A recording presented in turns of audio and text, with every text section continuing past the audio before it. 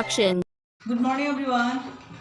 Mayang ngasi mo ano video mo puno kaya. Mayang ngasi ki video se Canada angang thamapan da suba angang ki video itu ni. Ado ma pun chami na ba imana bise magi machi ki mai banana bigi macha adugi video ni aba thamapan da suri angang do ni pamsa ni aba ado mama apa sina ko mai macha se thama subadegi aga thama subadegi ne mai photo se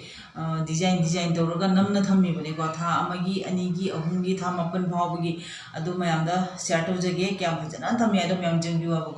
ado aidi ambo ujadri abane asina ahan mani handa ado mayam du su jengan jarke aba